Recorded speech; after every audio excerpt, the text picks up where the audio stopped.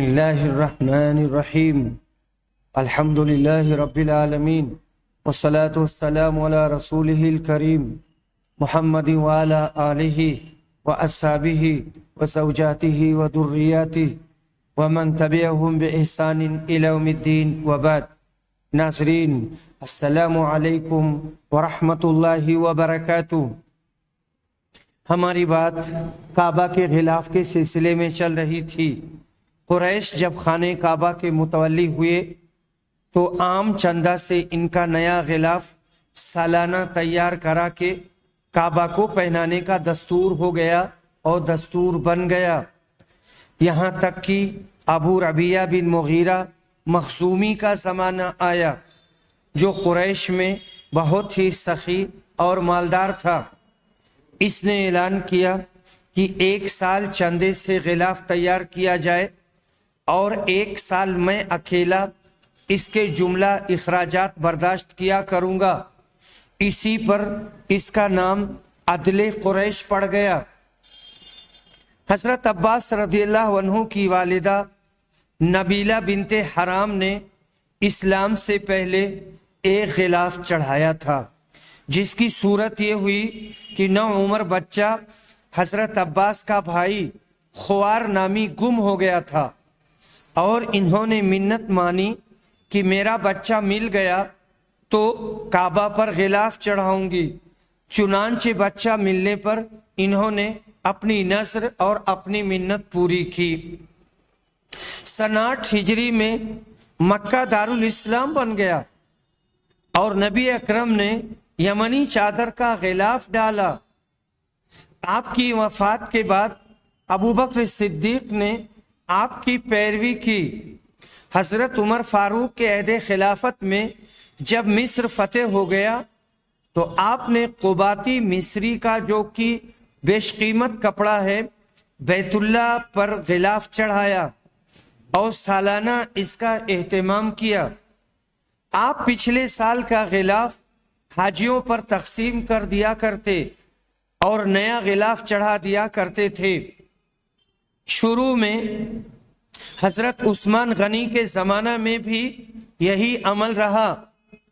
ایک دفعہ آپ نے غلاف کعبہ کا کپڑا کسی حائضہ عورت کو پہنے ہوئے دیکھا تو اس کی عادت بدل گئی اور قدیم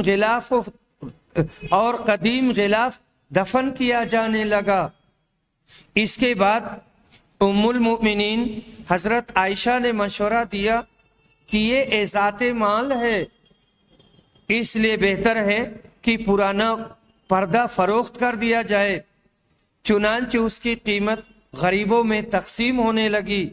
رفتہ رفتہ بنو شیبہ بلا شرکت غیرے اس کے مالک بن گئے۔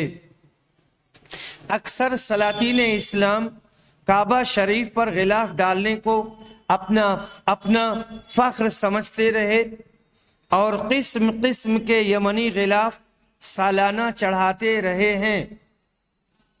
حضرت معاویہ رضی اللہ عنہ کی طرف سے ایک غلاف 10 محرم کو اور دوسرا قباتی کا 29 رمضان کو چڑھا دیا گیا تھا۔ خلیفہ مامون رشید نے اپنے عہد خلافت میں بجائے 1 کے 3 غلاف بھیجے، جن میں ایک مصری پارچہ تھا، دوسرا سفید دیبا کا اور تیسرا سرخ دیبا کا تھا، تاکہ پہلا 1 رجب کو، دوسرا 27 رمضان کو اور تیسرا 8ویں ذی الحجہ کو بیت اللہ پر چڑھایا جائے۔ خلفائے عباسیہ کو اس کا بہت زیادہ اہتمام تھا اور سیاہ کپڑا ان کا شعار تھا، اس لیے اکثر سیاہ ریشم ہی کا غلاف کعبہ کے لیے تیار ہوتا تھا۔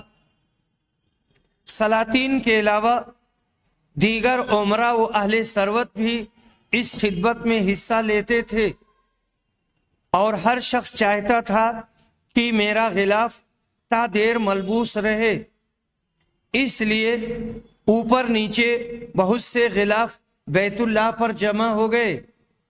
160 ہجری میں سلطان مہدی عباسی جب حج کے لیے آئے تو خدام کعبہ نے کہا کہ بیت اللہ پر اتنے غلاف ہو گئے ہیں کہ بنیادوں کو ان کے بوجھ کا تحمل دشوار ہے۔ سلطان نے حکم دیا کہ تمام غلاف اتار دیے جائیں اور آئندہ ایک سے زیادہ غلاف نہ چڑھایا جائے۔ جب عباسی حکومت ختم ہو گئی تو 659 میں شاہ یمن ملک مظفر نے اس خدمت کو انجام دیا۔ اس کے بعد مدت تک خالص یمن سے غلاف آتا رہا اور کبھی شاہان مصر کی شرکت میں مشترکہ۔ خلافت عباسیہ کے بعد شاہان مصر میں سب سے پہلے اس خدمت کا فخر ملک ظاہر بیبرس کو نصیب ہوا۔ پھر شاہان مصر نے مستقل طور پر اس کے اوقاف مقرر کر دیے اور غلاف کعبہ سالانہ مصر سے آنے لگا۔ 751 میں ملک مجاہد نے چاہا کہ مصری غلاف اتار دیا جائے اور میرے نام کا غلاف چڑھایا جائے، مگر مکہ مکرمہ سے جب یہ خبر شاہ مصر کو پہنچی تو ملک مجاہد گرفتار کر لیا گیا۔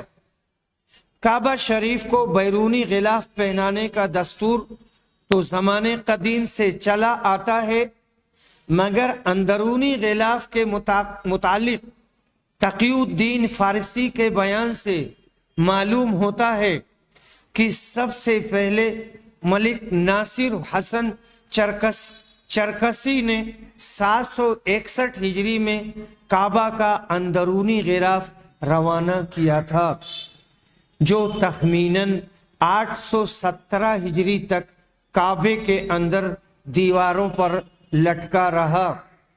اس کے بعد ملک الاشرف ابو نصر سیف الدین سلطان مصر نے 825 میں سرخ رنگ کا اندرونی غلاف کعبہ کے لیے روانہ کیا۔ آج کل یہ غلاف خود حکومت سعودی عربیہ خلدہ اللہ تعالی کے زیر اہتمام تیار کرایا جاتا ہے۔ مکہ میں اس کی باضابطہ فیکٹری ہے اور وہاں پر اس کے متخصصین ہیں جو سال بھر تیار کرتے ہیں، اس کے بعد میں اسے کعبہ پر چڑھایا جاتا ہے۔ اس کو میں نے دیکھا ہے اور ہندوستان کو بھی یہ شرف حاصل ہے کہ یہاں سے بھی بن کر کے اور لے جایا گیا ہے اور اسے کعبہ پر چڑھایا گیا ہے۔ باب و ہدم الکعبہ، کعبہ کے گرائے جانے کا بیان۔ ایک وقت آئے گا کہ کعبہ کو گرا دیا جائے گا۔ وقت عائشہ رضی اللہ عنہا کہتی ہیں کہ رسول اکرم صلی اللہ علیہ وسلم نے فرمایا تھا کہ ایک فوج کعبہ پر چڑھائی کرے گی اور حملہ آور ہوگی، وہ زمین میں دھانسا دی جائے گی۔ ابن عباس رضی اللہ عنہ نبی صلی اللہ علیہ وسلم سے روایت کرتے ہیں، آپ نے کہا گویا میری نظروں کے سامنے وہ پتلی ٹانگوں والا سیاہ آدمی ہے، گویا میں اسے دیکھ رہا ہوں جو خانہ کعبہ کے ایک ایک پتھر کو اکھاڑ کے پھینک دے گا۔ دوسری روایت ہے کہ آپ نے فرمایا کہ دو پتلی پڈلیوں والا حبشی کعبہ کو گرا دے گا اور اسے خراب کر دے گا۔ یہاں پر حدیث میں یہ ایک الفاظ کا فرق ہے۔ اوپر والی حدیث میں افحج کا لفظ ہے اور افحج وہ ہے جو اکڑتا ہوا چلے یا چلتے میں اس کے دونوں پنجے تو نزدیک رہیں اور دونوں ایڑیوں میں فاصلہ رہے۔ وہ حبشی مردود جو قیامت کے قریب کعبہ ڈھائے گا وہ اسی شکل کا ہوگا۔ دوسری روایت میں ہے اس کی آنکھیں نیلی، ناک پھیلی ہوئی ہوگی، پیٹ بڑا ہوگا، اس کے ساتھ اور لوگ ہوں گے، وہ کعبہ کا ایک ایک پتھر اکھاڑ ڈالیں گے اور سمندر میں لے جا کر پھینک دیں گے۔ یہ قیامت کے بالکل نزدیک ہوگا اللہ ہر فتنے سے سب کو محفوظ رکھے اور بچائے۔ باب ما ذکر فی الحجر الاسود، حجر اسود کا بیان۔ حضرت عمر روایت کرتے ہیں کہ یہ حجر اسود کے پاس آئے اور اس کو چوما، بوسہ دیا اور کہا میں جانتا ہوں کہ تو پتھر ہے، نہ تو نفع پہنچائے گا اور نہ نقصان۔ اگر میں نے رسول صلی اللہ علیہ وسلم کو تجھے بوسہ دیتے ہوئے نہ دیکھا ہوتا تو میں تم کو بوسہ نہ دیتا اور تم کو نہ چومتا۔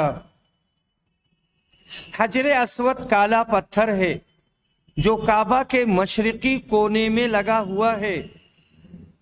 صحیح حدیث میں ہے کہ حجر اسود جنت کا پتھر ہے۔ پہلے وہ دودھ سے بھی زیادہ سفید تھا، پھر لوگوں کے گناہوں نے اس کو کالا کر دیا۔ حاکم کی روایت میں ہے کہ حضرت عمر کی یہ بات سن کر علی رضی اللہ عنہ نے فرمایا تھا، امیر المومنین، یہ پتھر بگاڑ و فائدہ کر سکتا ہے، قیامت کے دن اس کی آنکھیں ہوں گی اور زبان اور ہونٹ اور وہ گواہی دے گا۔ حضرت عمر نے یہ سن کر فرمایا، ابو الحسن، جہاں تم نہ ہو وہاں اللہ مجھ کو نہ رکھے۔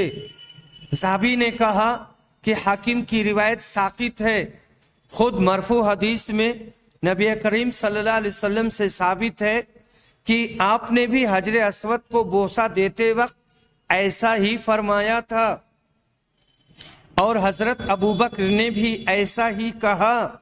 اس کا مطلب یہ کہ تیرا چومنا محض نبی اکرم کے اتباع کی نیت ہے اور بس۔ اس روایت سے صاف معلوم ہوتا ہے کہ قبروں کی چوکھٹ چومنا یا قبروں کی زمین چومنا یا خود قبر کو چومنا حرام ہے اور ناجائز ہے اور بدعات سیئہ ہیں، کیونکہ حضرت عمر نے حجر اسود کو صرف اس لیے چوما کہ نبی کریم صلی اللہ علیہ وسلم نے اسے چوما تھا، یعنی آپ کی پیروی میں اور آپ کے اتباع میں، اور نبی اکرم یا صحابہ کرام سے کہیں بھی منقول نہیں ہے کہ انہوں نے قبر کا بوسہ لیا ہو، کسی بھی قبر کو نہیں چوما۔ یہ سب کام جاہلوں نے نکالے ہیں اور شرک ہیں، کیونکہ جن قبروں کو چومتے ہیں ان کو اپنے نفع کا مالک گردانتے ہیں اور ان کی دہائی دیتے اور ان سے مرادیں مانگتے ہیں۔ لہذا شرک ہونے میں کیا کلام ہے، یہ تو شرک ہے۔ کوئی خالص محبت سے چومے تو یہ بھی غلط اور بدعت ہوگا، اس لیے کہ نبی اکرم اور آپ کے صحابہ سے کہیں کسی قبر کو چومنے کا ثبوت نہیں ہے۔ حافظ ابن حجر کہتے ہیں یہ وہ تاریخی پتھر ہے جسے حضرت ابراہیم علیہ السلام اور آپ کے بیٹے حضرت اسماعیل علیہ السلام کے مبارک جسموں سے مس ہونے کا شرف حاصل ہے۔ جس وقت خانہ کعبہ کی عمارت بن چکی تو حضرت ابراہیم نے حضرت اسماعیل سے کہا کہ ایک پتھر لاؤ تاکہ اس کو ایسے مقام پر لگا دوں جہاں سے طواف شروع کیا جائے۔ تاریخ مکہ میں ہے حضرت ابراہیم نے حضرت اسماعیل سے کہا کہ ایک پتھر لاؤ تاکہ میں ایسی جگہ نصب کروں جہاں سے طواف شروع کریں۔ بعض روایات کی بنا پر اس پتھر کی تاریخ حضرت آدم کے جنت سے اتارے جانے کے ساتھ شروع ہوتی ہے۔ چنانچہ طوفان نوح کے وقت یہ پتھر بہہ کر کوہ ابو قبیس پر چلا گیا۔ کوہ یعنی پہاڑ۔ اسی موقع پر ابو قبیس پہاڑ سے آواز بلند ہوئی کہ اے ابراہیم، یہ امانت ایک مدت سے میرے سپرد ہے۔ آپ نے وہاں سے اس پتھر کو حاصل کر کے کعبہ کے کونا میں نصب کر دیا اور کعبہ کا طواف کرنے کے لیے اس کو شروع کرنے اور ختم کرنے کا مقام ٹھہرایا۔ حاجیوں کے لیے حجر اسود کو بوسہ دینا یا ہاتھ لگانا یہ کام مسنون اور کار ثواب ہے۔ قیامت کے دن یہ پتھر ان لوگوں کی گواہی دے گا جو اللہ کے گھر کی زیارت کے لیے آتے ہیں اور اس کو ہاتھ لگا کر حج یا عمرہ کی شہادت ثبت کراتے ہیں۔ بعض روایت کی بنا پر عہد ابراہیمی میں پیمان لینے کا یہ عام دستور تھا کہ ایک پتھر رکھ دیا جاتا جس پر لوگ آ کر ہاتھ مارتے۔ اس کے معنی یہ ہوتے کہ جس عہد کے لیے وہ پتھر گاڑا گیا ہے اس کو انہوں نے تسلیم کر لیا، بلکہ اپنے دلوں میں اس پتھر کی طرح مضبوط گاڑ لیا۔ اسی دستور کے موافق حضرت ابراہیم نے مقتدی قوموں کے لیے یہ پتھر نصب کیا تاکہ جو شخص بیت اللہ شریف میں داخل ہو اس پتھر پر ہاتھ رکھے، جس کا مطلب یہ ہے کہ اس نے توحید الہی کے بیان کو قبول کر لیا۔ اگر جان بھی دینی پڑے گی تو اس سے منحرف نہ ہوگا۔ گویا حجر اسود کا استلام اللہ تعالیٰ سے بیعت کرنا ہے۔ اس تمثیل کی تصریح ایک حدیث میں یوں آئی ہے کہ حضرت ابن عباس رضی اللہ عنہ مرفوعاً روایت کرتے ہیں کہ حجر اسود زمین میں گویا اللہ کا دایاں ہاتھ ہے جس سے اللہ اپنے بندوں سے مصافحہ کرتا ہے۔ پر اس طرح کی اور کئی روایتیں آئی ہیں جن میں کلام ہے اور جو ثابت نہیں ہیں۔ ایک دفعہ حضرت فاروق اعظم نے حجر اسود کو بوسہ دیتے ہوئے صاف اعلان فرمایا، یہاں وہی روایت ہے جو اس سے پہلے گزری ہے کہ میں جانتا ہوں تم ایک پتھر ہو، تمہارے قبضے میں نہ نقصان ہے اور نہ نفع ہے۔ چونکہ میں نے رسول اکرم صلی اللہ علیہ وسلم کو تم کو چومتے ہوئے دیکھا ہے، اس لیے میں بھی بوسہ دے رہا ہوں۔ اس کے بعد میں ہمارا نیا باب شروع ہو رہا ہے، اس میں اور بہت ساری لمبی تفصیل ہے۔ باب اغلاق البیت ویصلی، کعبہ کا دروازہ بند کر دینا اور اندر جا کر کے کعبہ کے کسی بھی ناحیہ اور گوشہ میں نماز پڑھنا۔ تو کعبہ میں داخل ہونا اور نماز پڑھنا، کسی بھی ناحیہ اور گوشہ میں نماز پڑھنا درست ہے اور جائز ہے۔ حضرت عبداللہ بن عمر روایت کرتے ہیں کہ انہوں نے کہا کہ رسول صلی اللہ علیہ وسلم کعبہ میں داخل ہوئے، اسامہ بن زید، بلال اور عثمان بن طلحہ۔ یہ عثمان بن طلحہ حجبی ہیں جو کلید بردار ہیں، آج تک کعبہ کی کنجی انہی کے خاندان میں ہے۔ یہ لوگ اندر گئے اور اندر سے دروازہ بند کر لیا، وہاں رہے۔ پھر جب انہوں نے دروازہ کھولا، کنت اول من ولج، میں یعنی عبداللہ بن عمر پہلا شخص میں تھا جو اس میں داخل ہوا۔ میں نے بلال سے پوچھا، میں بلال سے ملا، میں نے ان سے پوچھا کیا رسول صلی اللہ علیہ وسلم نے کعبہ میں نماز پڑھی ہے؟ انہوں نے کہا ہاں، دونوں یمنی ستونوں کے درمیان۔ حدیث اور باب میں مطابقت ظاہر ہے۔ امام بخاری رحمہ اللہ یہ بتانا چاہتے ہیں کہ کعبہ شریف میں داخل ہو کر اور دروازہ بند کر کے جدھر چاہے آدمی نماز پڑھ سکتا ہے۔ دروازہ بند کرنا اس لیے ضروری ہے کہ اگر کھلا رہے تو ادھر منہ کر کے نمازی کے سامنے کعبہ کا کوئی حصہ نہیں رہ سکتا، جس کی طرف رخ کرنا ضروری ہے۔ نبی کریم صلی اللہ علیہ وسلم نے دونوں یمنی ستونوں کے درمیان نماز پڑھی جو اتفاقی چیز تھی، کسی بھی طرف منہ کر کے نماز پڑھ سکتے ہیں۔ باب الصلاۃ فی الکعبہ، کعبہ کے اندر نماز پڑھنا۔ ابن عمر رضی اللہ عنہ روایت کرتے ہیں کہ جب یہ کعبہ کے اندر داخل ہوتے تو سامنے کی طرف چلے جاتے اور دروازہ پیٹھ کی طرف چھوڑتے، آپ اسی طرح چلتے رہتے، اور جب سامنے کی دیوار تقریباً 3 ہاتھ رہ جاتی تو نماز پڑھتے۔ اس طرح آپ اس جگہ نماز پڑھنے کا اہتمام کرتے تھے اور اس جگہ کو تلاشتے تھے جس کے متعلق بلال سے معلوم ہوا تھا کہ رسول صلی اللہ علیہ وسلم نے وہیں نماز پڑھی ہے۔ لیکن آدمی کعبہ میں کہیں پر بھی کسی بھی طرف منہ کر کے نماز پڑھ سکتا ہے۔ باب من لم يدخل الکعبہ، اس آدمی کا بیان جو کعبہ میں داخل نہیں ہوا۔ ابن عمر اکثر بہت زیادہ حج کیا کرتے تھے لیکن کعبہ کے اندر داخل نہیں ہوتے تھے۔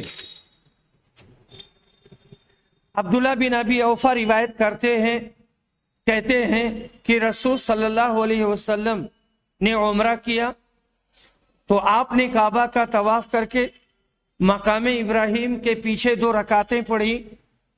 آپ کے ساتھ کچھ لوگ تھے جو آپ کے اور لوگوں کے درمیان آڑ بنے ہوئے تھے۔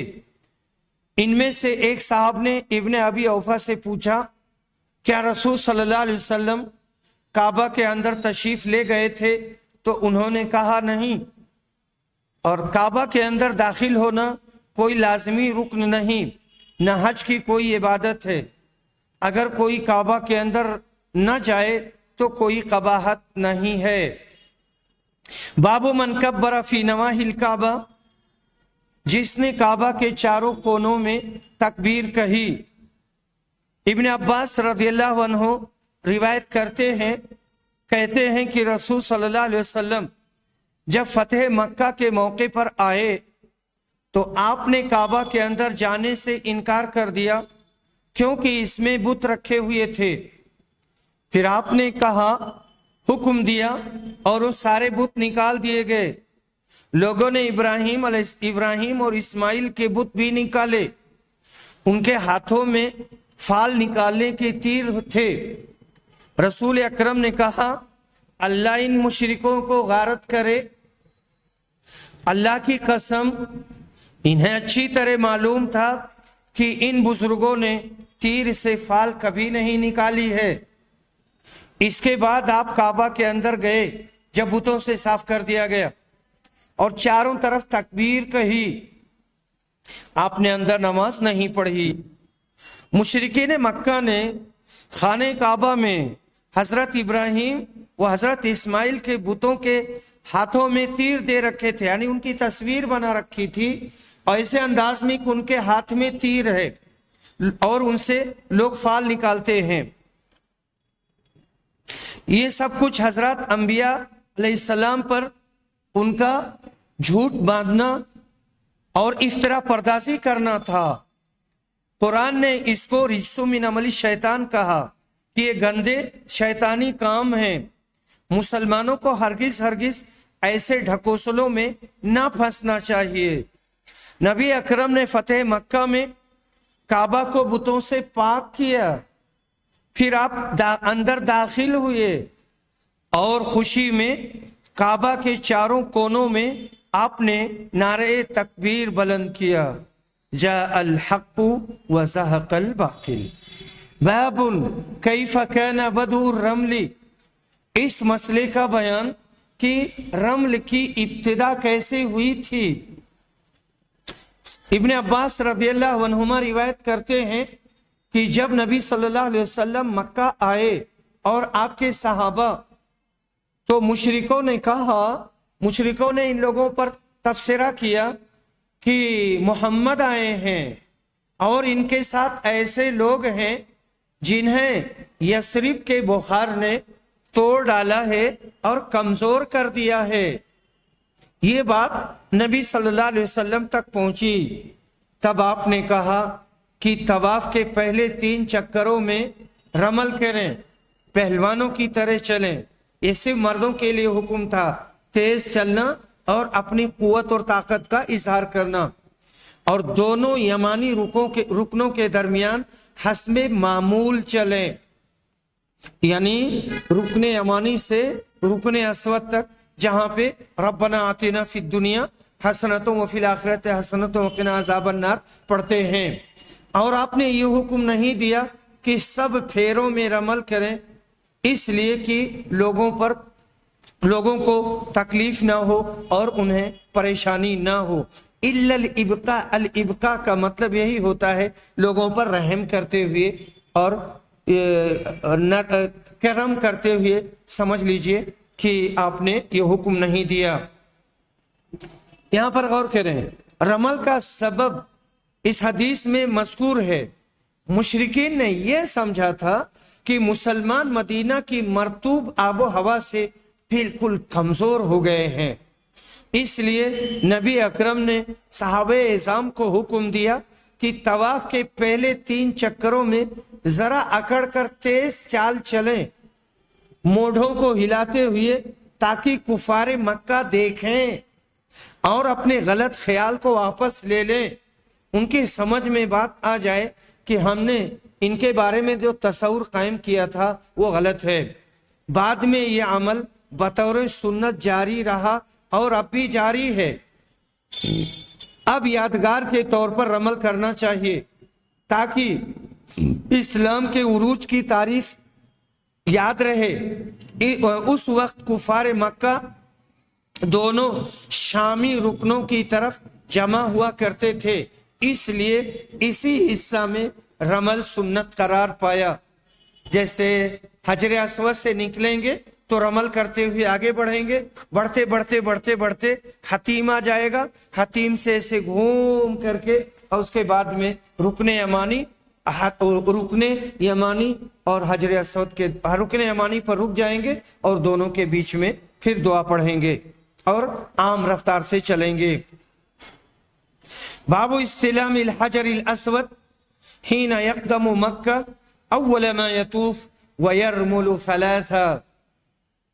جب کوئی مکہ آئے تو حجر اسود کو چومے، طواف شروع کرتے وقت 3 پھیروں میں رمل کرے، اسی لیے اس کو طواف قدوم کہتے ہیں۔ اول جب آئے گا تو رمل کرے گا اور اس کے بعد میں پھر کسی اور طواف میں رمل نہیں کرنا ہے۔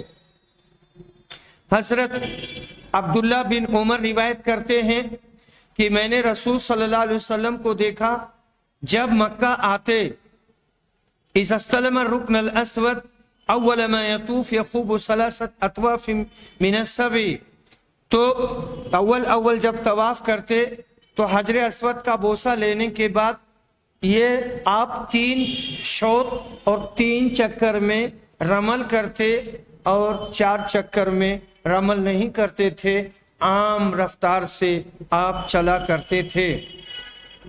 باب الرمل فی الحج والعمرہ، حج اور عمرہ میں رمل کرنے کا بیان۔ ابن عمر رضی اللہ عنہما روایت کرتے ہیں، کہتے ہیں کہ نبی صلی اللہ علیہ وسلم نے پہلے 3 چکروں میں رمل کیا اور باقی 4 چکروں میں حسب معمول چلے، یعنی عام رفتار سے چلے، حج میں اور عمرے میں۔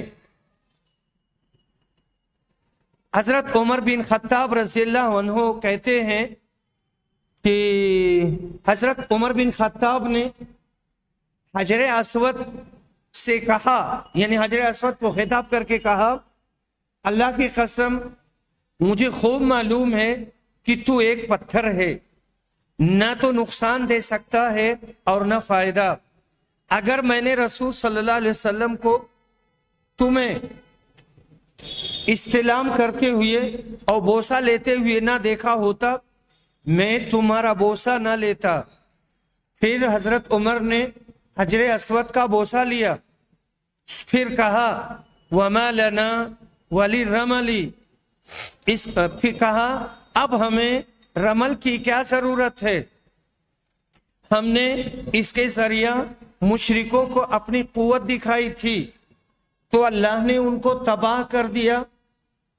پھر کہا جو عمل رسول صلی اللہ علیہ وسلم نے کیا ہے اسے اب چھوڑنا ہم پسند نہیں کرتے۔ یہ بڑی حکیمانہ بات تھی کہ رسول اکرم نے جو کیا ہے ہم ویسے ہی کریں گے اور کرتے رہیں گے، کسی بھی فعل کے سلسلے میں یا قول کے سلسلے میں ہم کوئی مین میخ نہیں نکالیں گے۔ اور کسی طرح کی کوئی قیاس آرائی نہیں کریں گے۔ حضرت عمر رضی اللہ عنہ نے پہلے رمل کی علت اور سبب پر خیال کر کے اس کو چھوڑ دینا چاہا، پھر ان کو خیال آیا کہ نبی اکرم نے یہ کیا تھا، شاید اس میں اور کوئی حکمت ہو اور آپ کی پیروی ضروری ہے، اس لیے اس کو جاری رکھا۔ ابن عمر رضی اللہ عنہ روایت کرتے ہیں کہ جب میں نے رسول صلی اللہ علیہ وسلم کو ان دونوں رکن یمانی کو چومتے ہوئے دیکھا، میں نے بھی ان کے چومنے کو خواہ سخت حالات ہوں یا نرم، میں ہمیشہ چومتا رہا، میں نے کبھی نہیں چھوڑا۔ میں نے نافع سے پوچھا، کیا ابن عمر ان دونوں یمنی رکنوں کے درمیان معمول کے مطابق چلتے تھے؟ انہوں نے بتایا کہ آپ معمول کے مطابق اس لیے چلتے تھے تاکہ حجر اسود کو چھونے میں آسانی رہے۔